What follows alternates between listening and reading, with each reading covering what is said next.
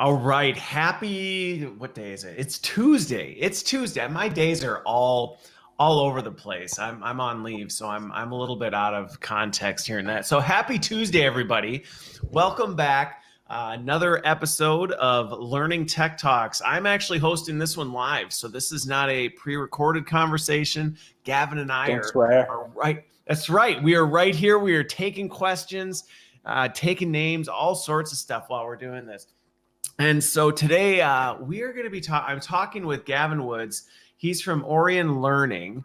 I got it right? I did pronounce it right. I did. Sweet. And we're going to be talking about a couple different things. We're going to be talking about the shift to digital learning and some of the things that there's opportunity to do well and better and some of the challenges that we've faced.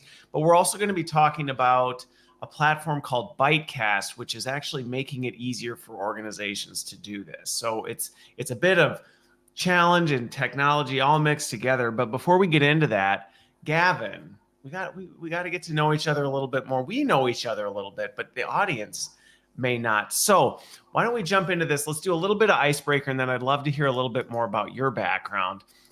So with this one, why don't we start with this? Where are you in the world today? And your accent maybe gives us a hint, but you haven't said much, so people may not be able to guess. What accent? I am in Belfast, to be sure, in Ireland. Okay. Belfast, Northern Ireland. Okay. And you've got, I was commenting on this before we went live. He's got like a banner behind him. He is all fancy. I've just got Fred and my United States art behind me. So nothing, I can't compete with you there, Gavin. But I'm in Waukesha, as always, here in my home office. So let's switch over to icebreaker question. You've had a little bit of time to think about this. We're talking digital mobile learning, so it seems appropriate that I would ask this. And anybody who's watching, I love getting suggestions from other people too. So please tell me yours in the comments. But for you, Gavin, what's the newest app? Like, what's the newest app that you've gotten into that you're kind of like, I downloaded this, I'm kind of hooked on it. What is it for you? I'm going to give you two. If that's okay, one's very practical and one's more aspirational. One would be Masterclass. The learning app where they get, Gordon Ramsay teaches you how to cook, or Bob Iger from Disney teaches you about strategy. So I like that concept of going to well-known experts. I'm interested. Is it a subscription? Is it like a subscription thing, or how's it work? It is. So I'm interested in the pricing model, like how much they get paid to be on it. Behind the scenes, they don't share that. So that's one. The other is more practical. There's a local property app called Property Pal, and I was remortgaging my house, redoing the loan, and I checked every day for houses close to me to see what they were valued at. So that became a bit of an obsession over the last couple of weeks. Okay, all right. So real estate, and now you mentioned Gordon Ramsay as an example. Is that the kind of master classes that you're taking in masterclass? Are you improving your culinary skills? I'm a big Disney fan. I'm not ashamed to say it. So it was more seeing I believe it's Bob Iger talking about strategy. Okay. So that was the one that got me into it. But yeah, there's a lot of people in there. Okay. All right. So for me, I will say, I kind of have two as well. One's not new though. So I've got a real estate app, Realtor and Redfin and Realtor. My wife and I are debating the possibility of moving. And so we're starting to kind of look at houses and where would we move and things like that. So my background at some point, ideally at some point this year, there will be something new going on here, maybe something more exciting like what you have in the background. But for now, you're stuck with this. But the other one that's a new app for me, it's called Wisdom. Okay. The app's called Wisdom.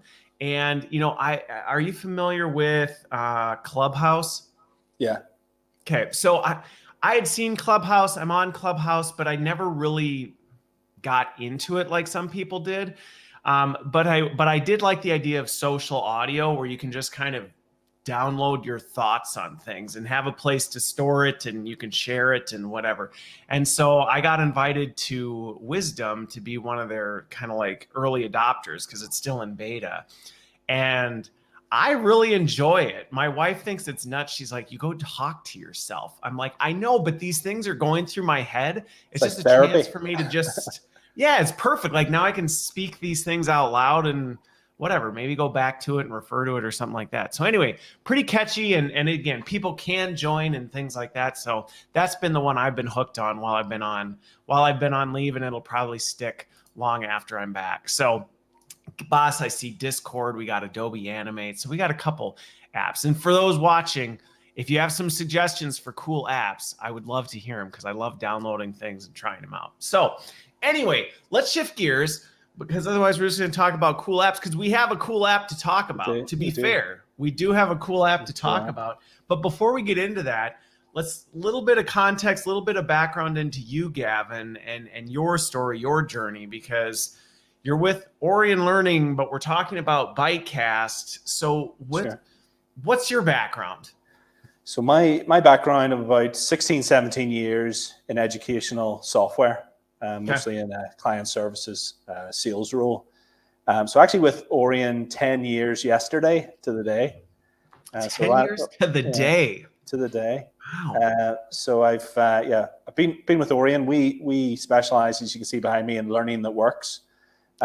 So we actually represent a number of different learning platforms.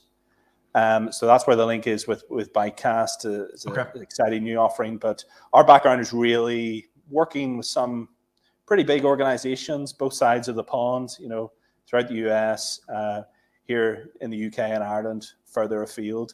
And it's really about trying to understand what their challenges are and really give, consultative advice around the best platforms, content techniques, solutions, models, strategies that are going to deliver learning that works for them. Okay. Got it. Okay. And so that's the connection. So Aurion's not necessarily, you're not in the software development world. You're not out there doing it, but you encountered ByteKast, and given the fact one of your specialty for organizations is to help them navigate this whole space of, hey, what are we trying to do with learning? So that it works. Maybe it's the Irish in me. It believes in fate, but I was literally sitting thinking about, post-pandemic learning and sort of surge in digital that we've seen. And I received, a message from ByteKast, asking us to take a closer look at it. And quickly went from there to say, look, this is ideal for the challenges that we've actually been thinking about. And I know we'll get more into that. So I think there's a certain credibility comes from not, I'm sort of anti learning management system sort of sales market, There's a certain credibility comes from not having built something and then saying, oh, another learning company with the most exciting platform. Like we hear that all the time. So I think actually finding something and matching that to the problems you're engaging with is somewhat better than answering every question with our new learning platform. I mean, you can't, and to your point, I get it. To some degree, it can be hard to help it. When you make something, you're very excited about. I get it. When you build something, you're like, I think it's pretty cool. Creators bias a little bit. Yeah, you've got a bit of a creator's bias to it. So I can see what you're saying, but being able to then connect the dots and go, we didn't build it, but we really see some of these dots connecting. So let's talk a little bit about the problem set, because I think that's important anytime we're talking about tech. I actually commented on this the other day with someone that I said, look, if you can't clearly and simply articulate the problem you're solving, go back to the drawing board, because tech for tech isn't doing anything. So let's talk about this, because the need for digital learning is, I don't know, got a jetpack strapped to it over the last 18 months, maybe. So I'm curious, especially from your perspective, being on the consulting side of things, how have you seen the industry kind of shift as we went from, I did a panel yesterday and I talked about this, that the need was already there. I just don't think we saw it quite as much. It wasn't as widely accepted that it was really a need. And then suddenly you had no choice because nobody was local. And it's like, well, what options do you have? But I'm curious what your experience has been working with clients and things like that, making this transition over the last few months. Yeah, so I think, nobody needs me to tell them that the world is a very different place than it was, 18 months ago. That's my wisdom They for might have today. been under a rock for Yeah. a year and a half. It's possible. Somebody might not have any idea what we're talking about, but I doubt it. So to think that learning would escape, that change, would be foolish. So, I think immediately when the pandemic hit, as you said, people had no choice. So people did a rapid conversion of content, and we saw that. So we run webinars ourselves, Christopher, and normally we might get 100, 200 people on them. We ran some very simple webinars just with a view of helping people. One was how to convert PowerPoint for online training, and one was how to run an effective webinar. And we had 1,500 separate organizations. Wow. Yeah. So that shows you the demand, and it was a very very practical sessions. We just thought, let's put any considerations of selling to one side, and let's just try and help people. So I think you saw that rapid conversion. We actually work a lot with the health service, and we had clients who were seeing 1 million e-learning program completions across the year, where maybe it had taken them 5 or 6 years to reach their first million. We saw a need for sort of rapid training and rapid response, and that's the sort of the sort of context I think that we were seeing 18 months ago. And the bit that I'm passionate about is that conversion that we saw. It's not the same as digital transformation of content that is needed for a longer term strategy. So no, I would agree. I mean, I have to imagine, and you tell me if I'm accurate, because I'm talking to a lot of people and saw a similar type thing where there was almost for a while this urgent, just holy smokes, we got to move on this. We've been talking about doing some of this, and then at the same time, because everything was going that way, the expectation from the end users grew. Because everything was digital before, they might have tolerated it not being a necessarily great experience because they didn't have to do it very much. But suddenly when everything was this way, there was a lot more pressure on practitioners to go, you gotta up your game here now too. Yeah. So it was both a new skill and an enhancement at skill once people started playing, which would explain the numbers you got on even just some of the fundamentals of things. Yeah. I wrote a little sort of narrative piece looking at learner happiness, but I looked at learners, L&D managers, and senior leaders, and I think initially, tracking that back, people sort of panicked with a small p. They sort of kept their heads, but they had to convert. The classroom training centers were closed. They had to do something online, and most of the time they went to webinars. So I think we've all been on an awful lot more webinars over the last 18 months, than we had before. And we can get into talking about maybe some of the shortfalls of that, but that was a necessary conversion. So nobody should in any way feel guilty. No. It's just the point that if that was survival mode, okay, how can you move towards thriving rather than just surviving?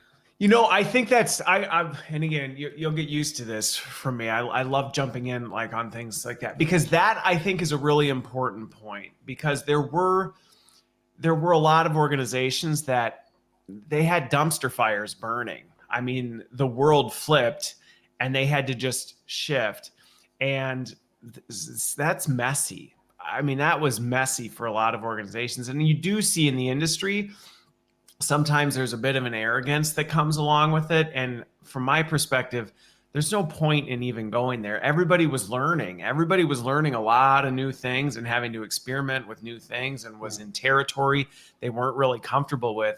And so to your point, if it was messy or, that's fine. But what you're getting at is don't stay there, right? Is that fair? Yeah. Like, just don't stay there. Say, okay, we had to do this, but now how do we keep stepping it forward? Yeah, absolutely. So there is some research, for example, there's a nice little infographic from the Fosway group in the UK that, interviewed L&D managers, and they looked at what content types worked really well during the pandemic. So things like video, mobile, curated, blended.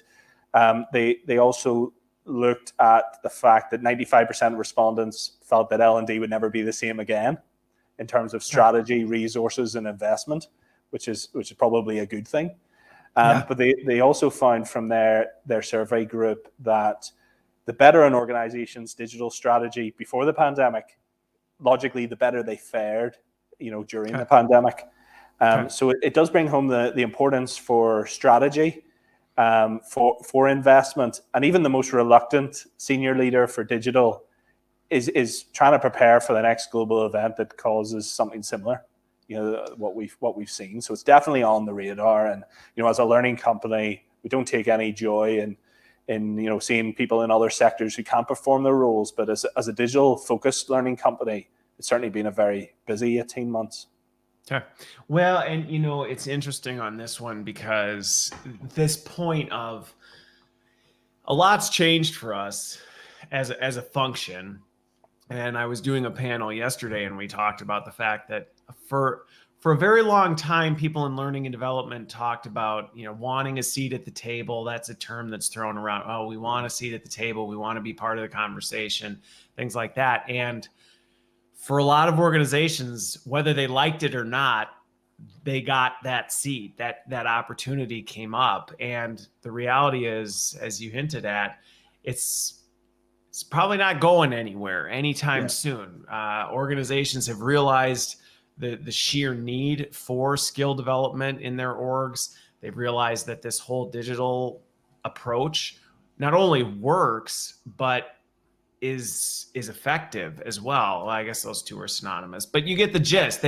There was kind of this digital's a thing we do when it doesn't work to do what we want to do. Now, this digital first mentality is kind of leading the way moving forward.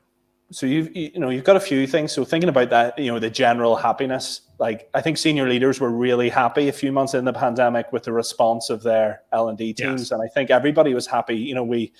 We managed to right the ship. We're delivering training. This is great.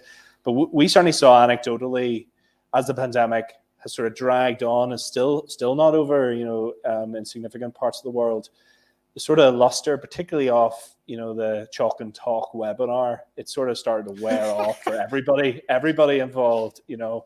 Like trainers weren't happy because they were being asked to deliver in 2 hours what they normally did in 2 days. Learners weren't happy because they'd been on like 20 of them in a month. 20 hours. Well, and as a trainer, it can be fatiguing. Like it takes it out of you. And I think sometimes because it's like, oh, it's just a webinar. I knew some folks who were in the training field that, they wouldn't get a break. They were just back to back to back to back to back to back. Yeah, it's tough, and I'm not necessarily knocking webinars. I think we all enjoyed the first. We're doing one. We better not be knocking it. Exactly, it would be ironic. we all enjoyed, the first 5 Zoom quizzes that we did, during lockdown. But webinars, when you're delivering them as a trainer, they require a certain degree of performance. They certainly require preparation, and they ultimately can feel maybe they lack depth. When you're being asked to do something in 2 hours and you're like, I can't really cover this. Learners aren't necessarily engaged. They're talked at, for 2 hours. So I think there's a real need for us to, one, realize that conversion isn't the same as transformation for the longer term. And that if you're only doing webinars, working in digital learning, as I know you do, like they're just the tip of the iceberg of what can be done. So I think there's certainly a need for us to scale and help people scale, because something has to be able to deliver both volume and quality. Right. Well, and I think that's just it. So webinar, and I gave some context to this in a talk the other day where I'm like you. I think webinars can be an extremely powerful tool when done right. When done right, but there's also limitations to them. Not everything can be done live, and I think this is where sometimes people go, "Well, great, we can record them." I mean, it can work, but you got to be careful because even some of the interaction then wanes, and so now you go, "Well, so again, is there anything wrong with webinars?" No, but if that's the only tool in your portfolio, are you missing out on opportunity significantly? Because the reality is too, if you don't have other tools, and this is the thing I talk about and get really fired up about, is ideally you really want to be using those live experiences, whether in person or webinar or wherever, to be doing something, to be engaging in problem solving or collaborating or things like that. Not having one person, just talk and you're sitting there listening. If that's what you're doing, I can consume that via podcast on my workout or when I'm out playing with the kids, whatever that is. You don't need to command my live time if all I need to do is just listen. Yeah, I think we have this strange thing with webinars that even we didn't have with classroom training. Like if I said to you I went to a training course, you'd probably ask some questions about what did you do, what was it like? But we tend to just deliver webinars the same way. We tend to deliver them in lecture formats. And, even in those early stages of the pandemic, we were encouraging people to think about remote learning activities, self-directed activities. As you say, that sort of flipped virtual classroom where you come together to be more collaborative or solve problems or share. Like you get an awful lot more out of that. Like the only thing about classroom training, the only reason we had 2-day, 5-day courses was because logistically it made more economic and time sensitive. If you really think about it, it's true. It was because you're saying, hey, we got to get people on a plane flying here. So we have to at least keep them here for enough time to justify the travel, which to me, when I think about the possibilities of hybrid, to me, that's one of the beauties of it is you no longer have to say, let's jam pack all of it into 2 days or whatever, because it justifies the training expense. Instead, we can say, well, who cares if it makes sense to break this thing apart into however many pieces, because that's the right way to do it. We can do it. Yeah. So I think that's something that's gone, how do we get that scale? I think one of the things is designing specifically for digital, that isn't just that conversion. So designing, your actual webinars as part of a digital blended mix. We used to say about, meeting learner expectations, but I think it's gone a step further. Like these are now learner demands for flexibility. When we think about hybrid working, we're seeing workers actually say, no, I don't want to do that. They're saying, I don't want to come back to the office, 5 days a week. I don't want to go away. I've enjoyed being at home. I have a lockdown dog, who's going to look after the dog, as well as the kids. So, these are now learner demands. So it's a demand for flexibility. There's a demand for a good, positive, practical, skills-based learning experience. Like these are no longer expectations. And I think it's a real area of new and potential competitive advantage. So the organizations who embrace digital better will set themselves apart in their employee experience, in their onboarding, in their general learning and CPD offering. And that's what people are going to actually use in part to choose where they go next in their career. It's interesting, parallel but similar is one of these things. If we had, getting in front of it, like you said, and using this as a competitive advantage is a huge opportunity for people in the learning space right now. And just as an example, outside of learning, where I was advising somebody on a similar approach with this digital first, and what I'm getting at is this digital first piece you're talking about, which is, hey, let's think about this through digital first. I mean, I guess, if that we're talking, but it sounds simple, but it's not as simple. Shift. It's a rewire. It's a massive shift. Yeah, like people say it all the time. They're like, yeah, we're going to take a digital first approach. And then you hear what they're doing and you go, I don't think you're thinking about this digital first. And so one area unrelated to learning was medicine. I was working with some physicians and just talking with them about where healthcare was going. And I said, you have an opportunity to get in front of this because you can go to telehealth and be ahead of the curve instead of wait till it comes. And they were struggling with it because they go, no, people want to come to their doctor. They want to see their doctor. And I said, I mean, there's a place for it, but I would say if you pull a majority of people, going to the doctor is not something that's at the top of their want to do list. It's not something they wake up and are excited to go do. If they don't have to, if it makes sense, they'll do it. But are they going, I can't wait to go to the doctor to sit there for an hour just to get my heart checked and then told go home?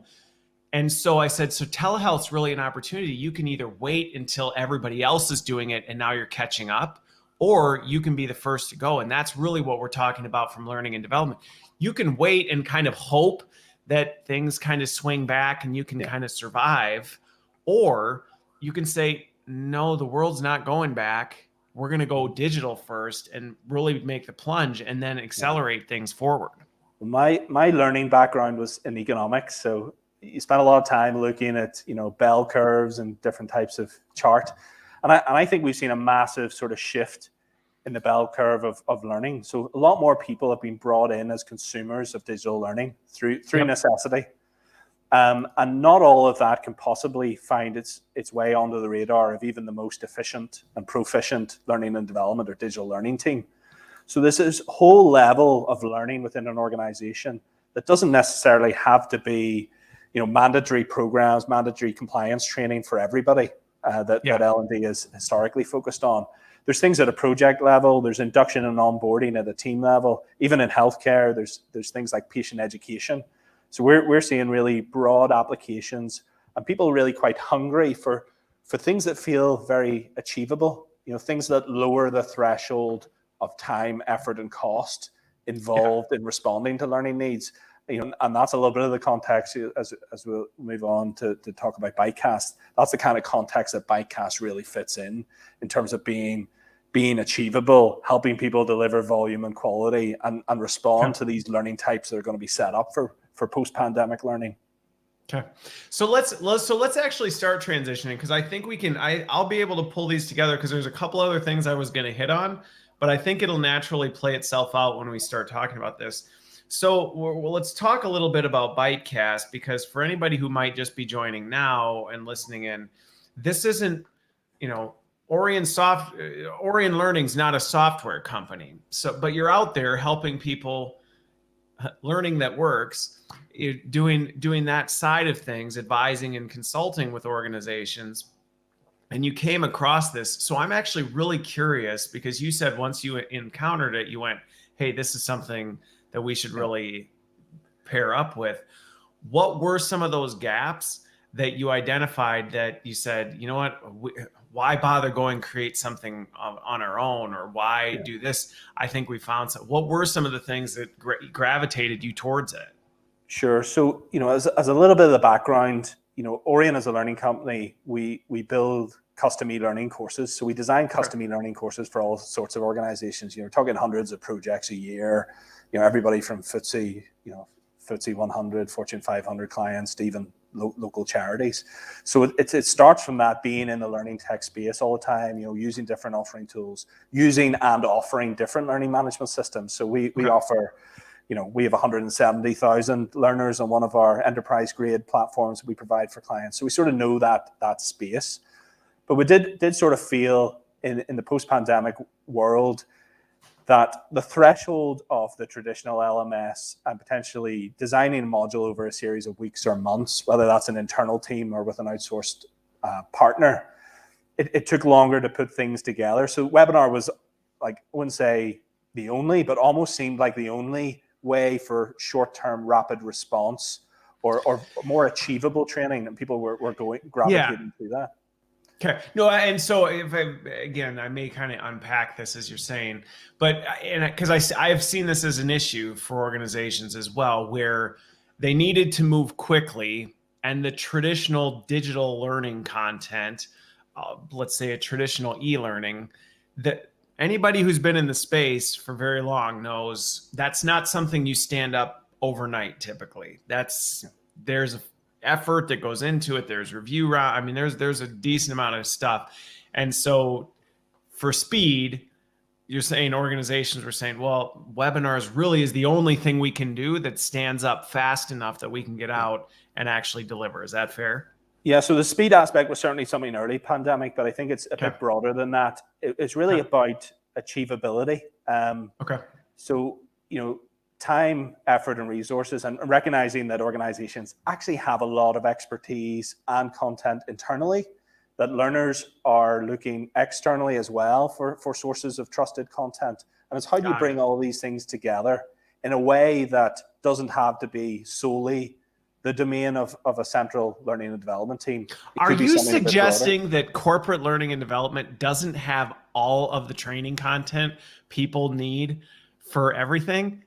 I would be suggesting that even the most efficient and proficient team could never respond to the full learning picture. So if we believe that there's a whole lot of digital adopters have now come into the audience, they're all individuals. They're all at different points of their career. They're going to want different things. Yeah. So I think certain things rightfully come on priority. Whole organization initiatives, mandatory training, compliance, maybe big HR or talent initiatives. They can be delivered by a central team, but they can't necessarily support Christopher, who's joining my team next month, and I want to put together some resources. Nobody can support me, just so you know, Gavin. I'm just warning you. Nobody's been able to crack that one yet. So that's what ByteKast is. So ByteKast goes by the name LXP, and even that term, learning experience platform, is probably still a little bit up for debate depending on whose definition you listen to. But essentially, ByteKast is a learning platform. And then I tend to focus on its strong characteristics to describe it. Okay. So it's focused on bite-sized pathways of learning. So if that e-learning module was like a meal at a restaurant, ByteKast is a bit more like tapas. Small plates, small bite size. So you could watch a video by an expert. You could do a reflective activity. You could maybe do a photo activity where you have to upload photos. You could attend a webinar, but it's part of a bigger pathway of learning. So a bit like the stops on a subway route, little bite-sized pathways of learning. It's very strongly mobile. Tapas. I like the tapas analogy.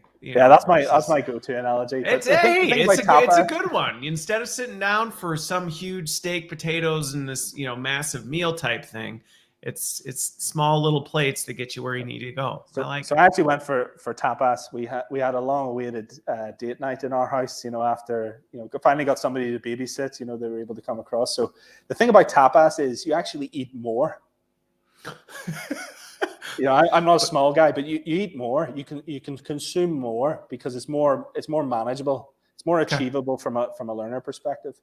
So that's one aspect of ByteKast. The other is that it's got a fantastic mobile experience. So I think consumer grade expectations. Learners don't expect, particularly younger learners, don't expect the learning management system to be different from other things that they create. Why would it?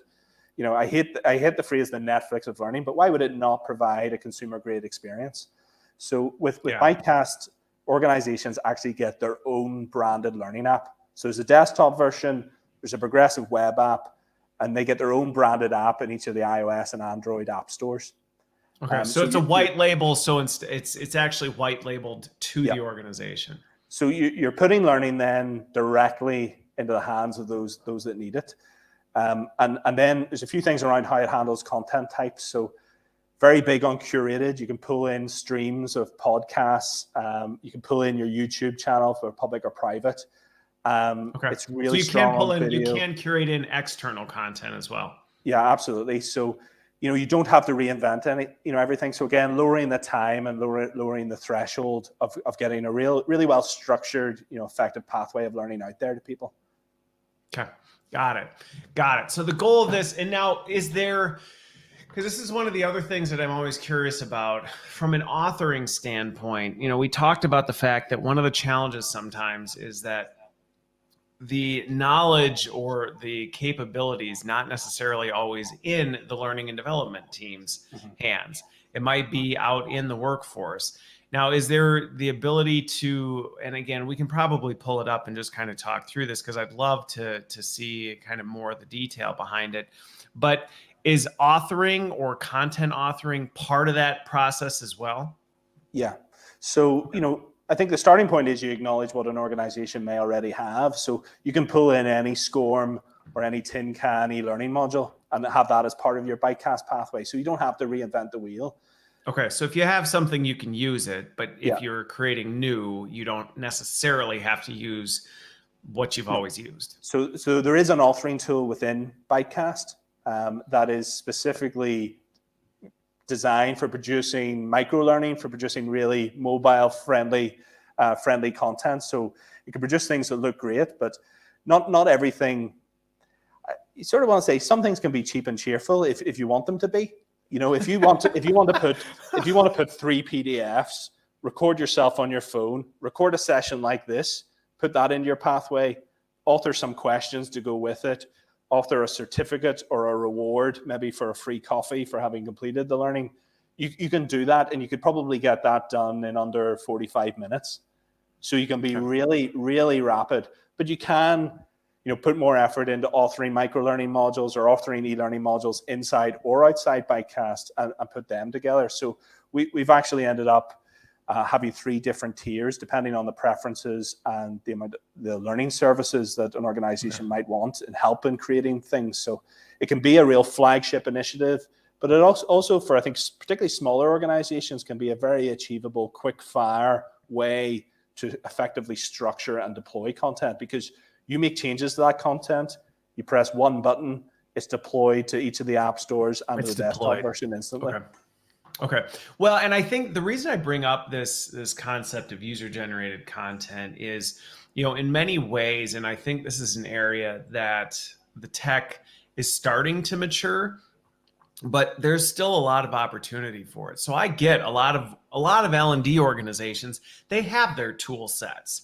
They have their tool sets they're comfortable with, whether or not that's the best fit or whatever, doesn't really matter. It's what they're comfortable with. But I think this becomes a bottleneck for a lot of organizations, because going back to what we talked about before, there might be a need over here and they're coming to the L&D team, hopefully. But then by the time we can get through it and process it and use our tools and all this stuff, that need may have passed. It may be something that's like, well, thanks, but that was something we needed a month ago, and now it's behind us. And this is how you end up with LMSs filled with stuff that isn't relevant. But the problem is, and I've been in some organizations where they've tried to democratize content development with the tool sets that the learning teams use. And it usually does not go very well, because trying to get a random subject matter expert to know how to design in our tools, it just does not work very well. It just does not work very well. And licensing, it's a nightmare, because you got to get them a license to do one thing. It's a bit of a mess, and you end up spending more time trying to do that, versus this is where some think some of these content authoring tools built in the tool can be extremely impactful, because now if Gavin is someone who has something to contribute, they can do it, and they don't need to wait. Yeah, exactly. I think what we need, if we're going to meet the needs of this greater audience of adopters, we need to spread learning technology expertise more broadly in the organization. And a lot of that can be driven by, telling stories of what's going on. So like ByteKast would allow you to produce your own podcast and to stream it in. So why not have a department or a division in the company talking about what they're up to? Why not just ask an expert to answer 3 key questions? They just send you the video, and that's a stop on the pathway. The bit that often can get in the way of building that more sophisticated e-learning is that you need to be a designer. You need to know about graphic design. You need to know, about how to use the tool, and that is always best done by a smaller amount of people. So this is kind of freeing learning, not just from those who produce it, but also getting organizations to think about how they engage with all their audiences, both internal but also external. And external audiences is a massive part for ByteKast, be that patient education, distributor training, customer success. Like we're seeing people actually engaging with the general public. So when you put your app in the App Store, you can have private content that's only for defined target audiences, but you can have general awareness and public content. that you can make available to So anybody? hadn't picked up on that when we had originally started talking about this, because this is actually a really interesting point, and we'll see where this part of the conversation goes. Because if for this now, if you're putting this app in the App Store, to your point, this area, and I've been exploring this with a few organizations recently, this idea of, hey, some of this content that you may be producing internally may have value on your customer side, internal and external. But a lot of times there's not a good way to balance that. No, there's really not. And so Yeah. organizations either have to manage multiple systems, which causes more problems because now you're creating multiple versions of the content, you're managing it in different ways. And so what you're saying is, by doing this, you can actually work on both ends using the same tool. Yeah. And they don't, there's a subscription element to ByteKast, and the public users don't actually count towards that. So Okay. we're actually seeing organizations using ByteKast actually with 3 or 4 different audiences in mind. They're maybe Really? looking at their internal staff training. They're maybe looking at something flagship for onboarding and induction. But they could be looking at patient or customer education. They could be looking at their supply chain. So I have a sales organization that's actually using it to train their distributors in different countries to promote their products, their awareness, so they can go and support customers more effectively. So we're seeing a real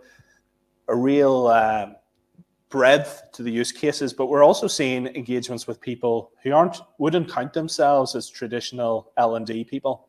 We're seeing a lot of interest from L&D teams, but we're seeing people in talent, we're seeing people in employee experience, we're seeing people who are more project oriented in their roles, maybe engaging with small businesses in government, or they're engaging with customers. So it's really freeing.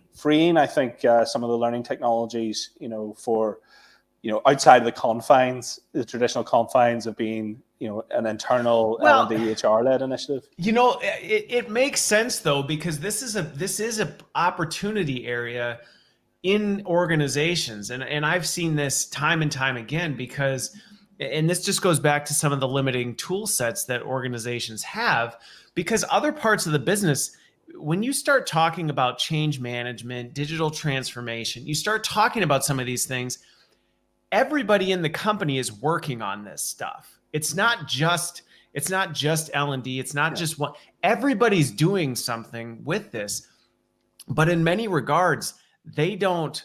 I think sometimes we forget as L&D practitioners that they don't have familiarity with or access to a very diverse set of tools to do much with. Yeah. So when they're planning on doing something, either one, they come to L&D and ask us to do it, which a lot of times we don't have capacity. It's like, well, it's not one of our priorities or whatever. And so then they're left with, well, so now what are we supposed to do?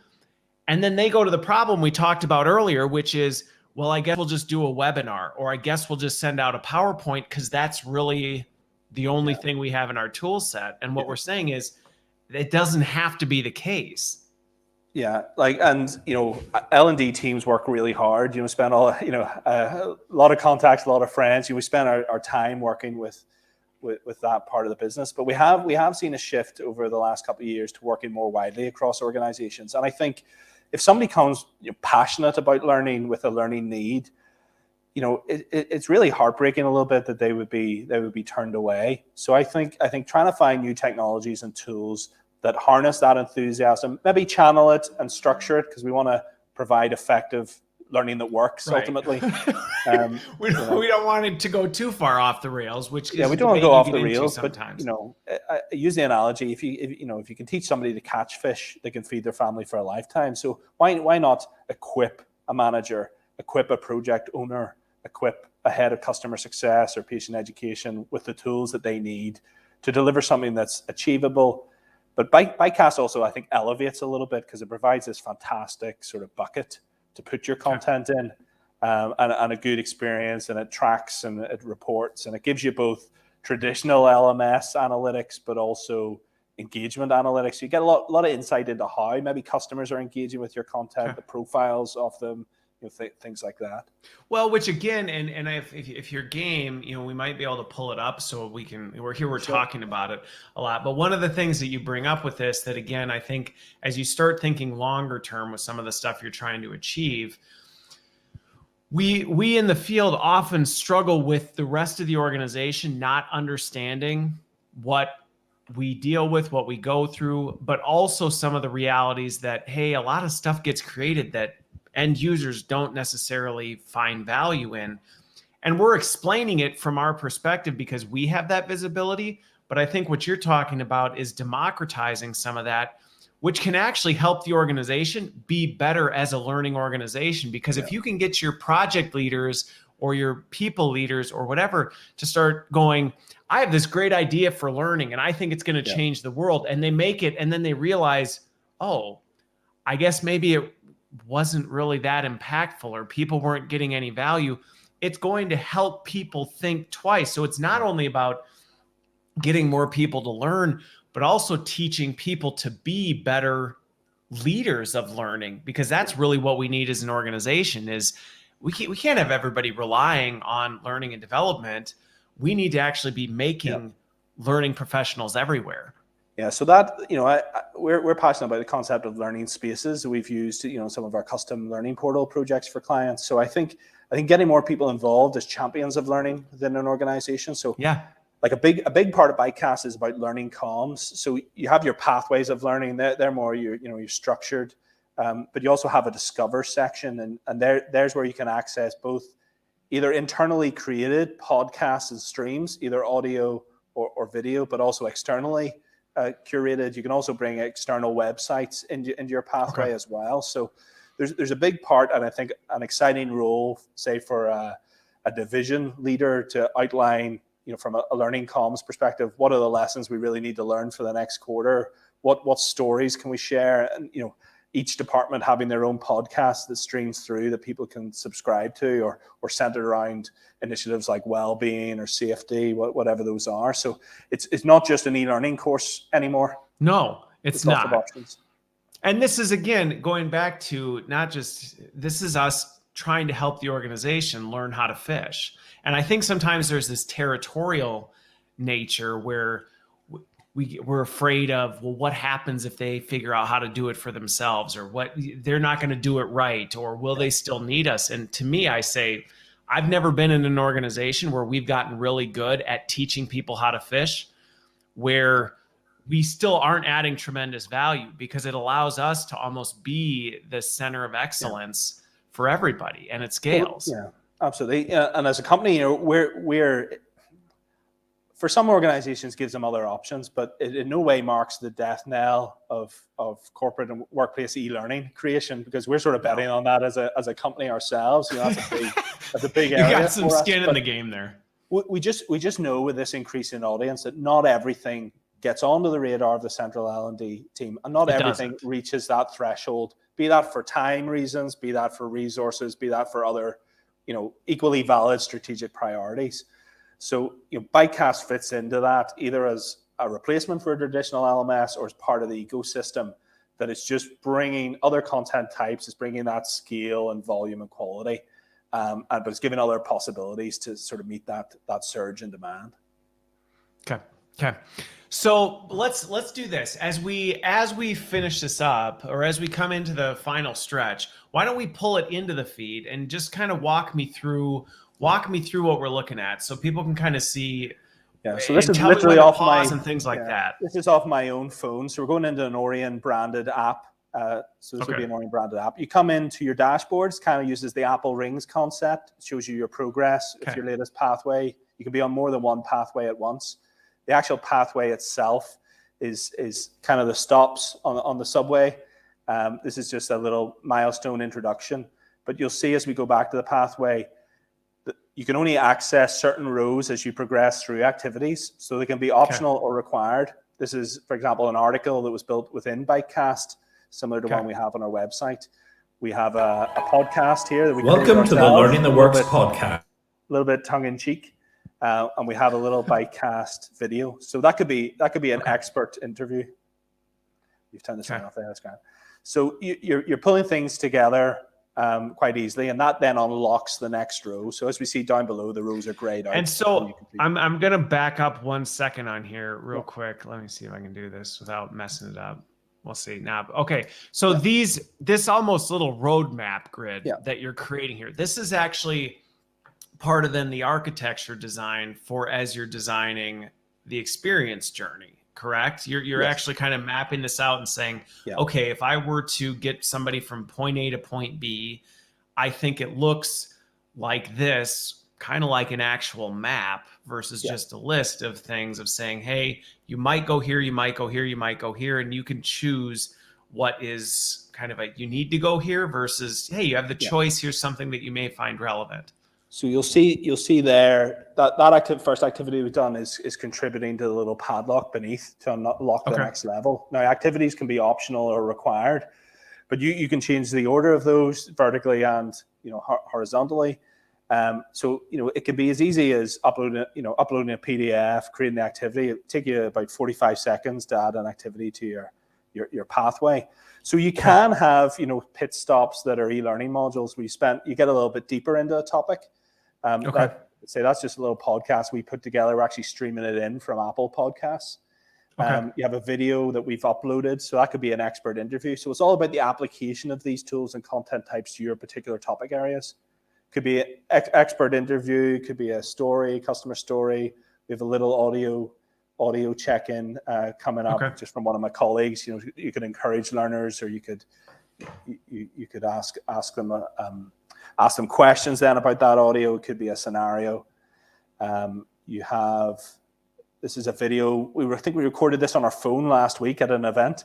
Just me and my little handheld mic recorded on my phone. So what you're seeing here isn't produced in any way. It's literally a screen mirror from this phone here across. Now, this is one of the little e-learning modules, the little micro-learning nuggets that ByteKast calls So these are all little things, elements that you could be creating from whatever you have, and then you're building them into a pathway. Could be existing, use it as is, could maybe needs a little bit of tidy up. This is a little bit of me explaining what a story is. So if you want to delve a bit deeper, you can get into your SCORE e-learning modules. This is the ByteKast little authoring tool.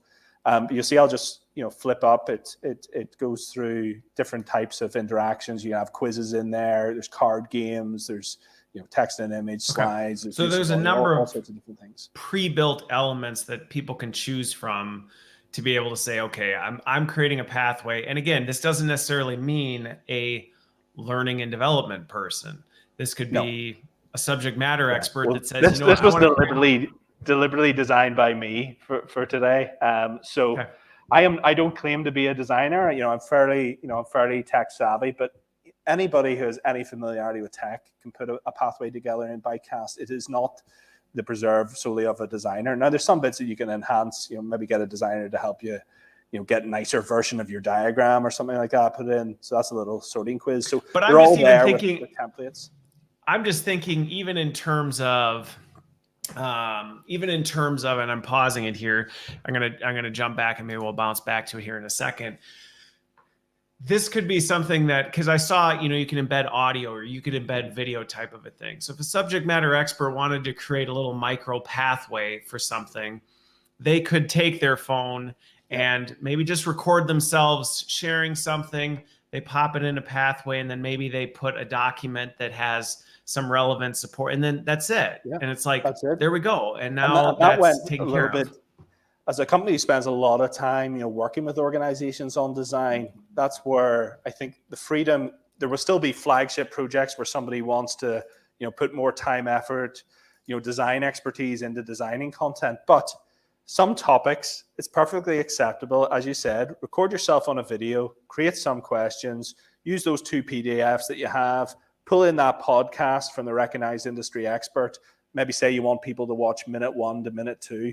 You can do all that in ByteKast. It's very, very achievable, and you can deploy it instantly to learners. So the deployment of being able to roll it out to your own app, learners can get notified. They can subscribe to particular streams, when there's new episodes, like they can on YouTube. So it's a really great way to sort of get more learning done, but also quality learning. It provides that structure. That consideration, what you should include around learning outcomes or descriptions and things like that. So I'm going to jump to 2 questions that I hope we can answer before we're done here, because they came in. So So I want to make sure I pull these up. So boss, let's tackle this one first. So in terms of kind of the user experience, let's talk user experience with ByteKast. In terms of actual execution, in terms of how it's being used, are people that are using it, is this something that they're using as kind of their dedicated learning app? So would the goal be, because I can see in your methodology, you may change the way you approach this depending on how you're going to do this. And to Boss's question, it's, is this something that they're already on their mobile device, or would this be separate? So would they be taking a break from their work to do this? And to me, I've got a perspective, because if you were to do that, you would just take a different approach. So I'm curious how people are using it. Well, I think either or. You have a progressive web app, so you can use it on your desktop, and the experience is similar to what we've shown on the phone. We focused on the phone just because the mobile experience is great. So there is a desktop version. You can access in a browser. You can access a progressive web app. So you could access it in the way you do perhaps a more traditional LMS.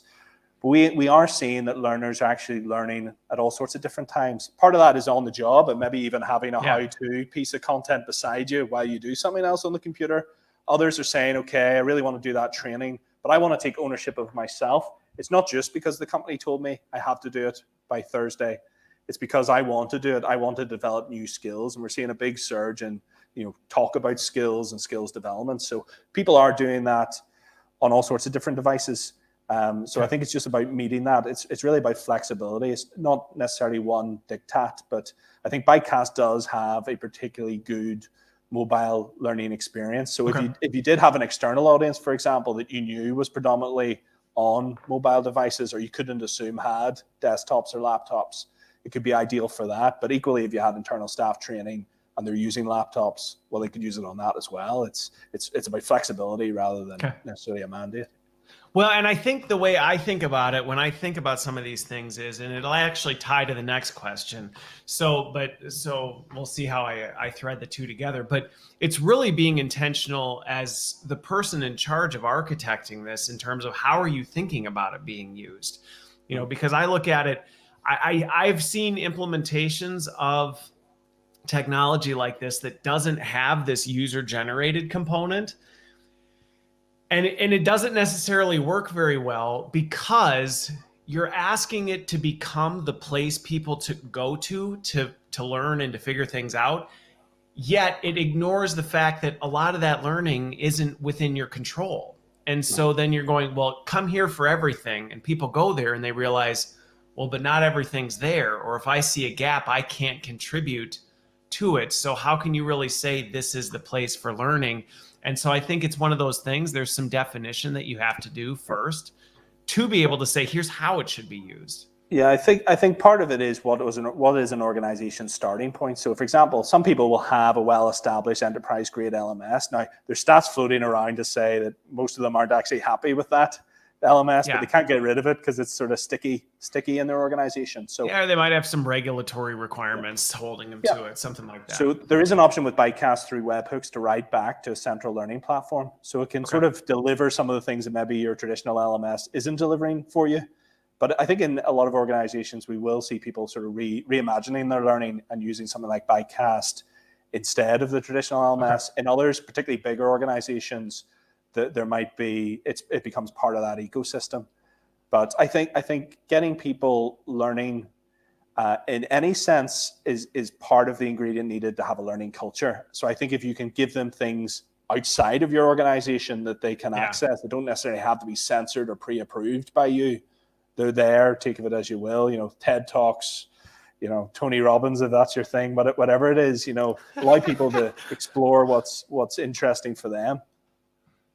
Yeah. Well, and so on that one, and then this will kind of be the final question from Sujoy here, is methodology or technology, what comes first? It's kind of like, I feel like the chicken or the egg question. So, but on this one, and the reason I say this ties back is I do think that there is some of this, and I talk about this a lot with tech, which is you really have to kind of think about what are we trying to accomplish here, or how are we trying to accomplish? Because that's going to then help you map back to the capabilities that you need and also make some of those decisions. So even to the example you used, Gavin, of, so do we need our LMS and this, or would we replace our LMS with this? Well, that's going to depend on what your methodology or your strategy is for learning. Are we going to allow user-generated content to go in without approval? Are we not? So I think there really is value in establishing what those guardrails are and what your methodology is, while remaining flexible, because I have seen it go too far where organizations get lockstep and this is how it's going to be. And they aren't paying attention to what the needs of the organization actually are. And suddenly they're limiting themselves by doing that. Yeah, like I think my passionate position would be technology is an enabler to learning. Yeah. So I always say to people, don't talk about technology with me. We obviously give advice to people. We know about the technology. Tell me about your problem. Tell me about your challenge. Tell me about how that's impacting your business. So that's what's been really almost interesting and really exciting about ByteKast. The conversations we're having like that are so vastly different, and yet there's commonality in some of the things that ByteKast can do. But if you take patient education, for example, big pressure to manage people to manage their own conditions, to be aware, for carers to be aware, perhaps something like epilepsy with an organization we're working with, to be aware about how to spot seizure signs, things like that. General awareness content for the general public on what do you do if somebody has a stroke, for example. There's things that you can do there. Whereas you switch across to customer success, that could be very much focused on lowering tech support calls by explaining better how to use a product. So the technology is the enabler. So I don't think you should ever sort of pick a technology solution and then try and work a strategy and then back around into it. what are we trying to do? You'll be out of date. Good effective learning never goes out of fashion. I agree. And I think that's, we started this conversation with that, was focus on what you're trying to do, what you're trying to solve and how, and then back into the technology. And again, that doesn't mean that you have to be rigid or inflexible along the way. So, okay. Well, this was super fun, Gavin. I appreciate you making the time this morning. And again, hopefully folks, you got a chance to see kind of this different approach to learning content design and delivery in ByteKast, and just some of the things to think about as you tread into this, because the world's not going back. And so this whole digital first approach is something that everyone's going to have to adopt. They're going to have to adopt their own flavor. But I think figuring that out is at the top of mind for learning professionals. I can tell you it's at the top of mind for a lot more than just learning professionals, though. Business, HR professionals are trying to solve this same problem. And so we have an opportunity to get in front of it and set the strategy. Yeah. So this is part, thanks for your time today, Christopher. This is part of ByteKast Week. So we have a whole series of events. So we are doing more deep dive demos later this week. So anybody who wants to reach out to yourself or myself on LinkedIn, we're more than happy to put them in touch with the schedule of events that's happening this week. Awesome. So ByteKast Week, this is just one of many events. Just one of many events. So we'll send you your T-shirt in the post. You know what? Go for it. I love swag, so send it my way.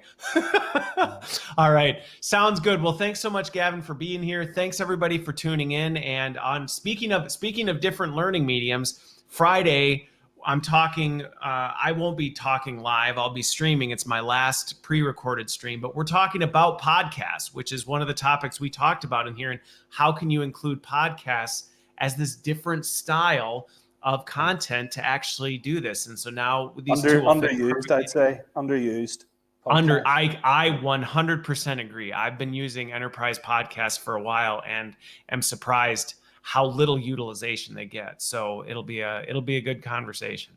Excellent. All right. Well, thank you, Gavin. Have a wonderful rest of your weekend. I almost said weekend, but it's Tuesday. It's too early to wish everybody a good weekend. Good mindset to have. Good positive mindset. There you go. Sounds good. Thanks, everybody. Yeah.